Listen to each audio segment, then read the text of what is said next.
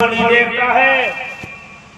بیٹی نے کہا عمر دیکھے نہ دیکھے مگر وہ رسول اللہ کے خلیفہ ہیں اور ان کا حکم جو ہے تو کیا ہم ایسا کریں کہ سامنے کچھ ہو اور پیچھے کچھ ہو؟ ایسا ہو نہیں سکتا. ماں ضد پہ اڑی رہی اور بیٹی بھی اپنے ایمان پہ اڑی رہی. حضرت سیدنا عمر بن خطاب نے اپنے غلام سے فرمایا کہ اس گھر کی نشاندہی کر لو. صبح میں آپ نے قاصد کو اس گھر میں بھیجا تو معلوم ہوا ایک بیوہ عورت ہے, اس کے پاس ایک بیوہ بیٹی ہے اور بہت ہی ایماندار اور اخلاص اور سنجیدگی کے ساتھ پردے کے ساتھ رہنے والی دیندار لڑکی ہے. آپ نے اپنے بیٹوں کو بلایا اور بیٹوں سے بلایا اور فرمایا اے میرے بیٹو تم تو خلیفۃ المسلمین کے شہزادو ہو, رؤوس مدینہ اپنی بیٹیاں تمہارے نکاح میں دینے کے لیے بےتاب ہیں. مدینہ اور مکہ دنیا عرب و عجم تھی, بڑی بڑی حسین دوشیزائیں تمہارے نکاح میں تیار ہے. لیکن او میرے بیٹا میں نے رات ایک ایسا دین دیکھا ہے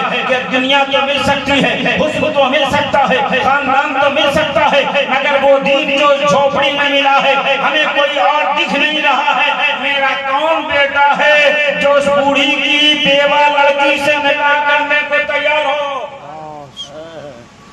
آج ہم اپنے بیٹوں کی جب شادی اور نکاح کرتے ہیں تو کہتے ہیں ہمارا سمجھی ایسا ہو, ہمارا سمجھی ویسا ہو. لڑکی کا باپ ملا ہے تو اس سے نہیں کریں گے, لڑکی کی ماں مری ہے تو اس سے نہیں کریں گے, مگر فاروق اعظم کے مقابلے میں تم نہیں ہو سکتے, ہم نہیں ہو سکتے. اور فاروق اعظم کا ایک بیٹا عاصم تیار ہوا اور آپ نے اپنے شہزادے کا نکاح اس جھوپڑی والی عورت کے غریب بیٹی سے کر کے دنیا کو سمجھا دیا کہ آج اگر آپ چاہتے ہو کہ آپ کے گھر میں کوئی بہو آئے تو آپ کیوں دیکھتے ہو کہ وہ بہو شکشکا ہو, وہ بہو ایس ڈی ایم ہو, وہ بہو اے ڈی ایم ہو, وہ بہو ڈی ایم ہو. ارے وہ بہو ایسی ہو جو آپ کو بھی سوار دے, آپ کی آنے والی نسل کو بھی سوار دے. فاروق اعظم کی سنت پہ عمل کرے.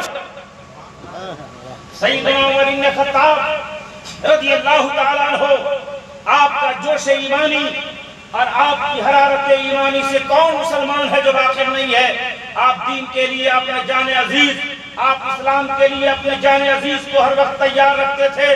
حضور اکرم صلی اللہ علیہ وسلم کی بارگاہ میں ہم وقت کھڑے رہتے تھے اور رسول اللہ کے خلاف اگر کوئی بھی ایک قدم اٹھاتا تو آپ کی تلوار اس کی گردن پہ صفایا کرتی.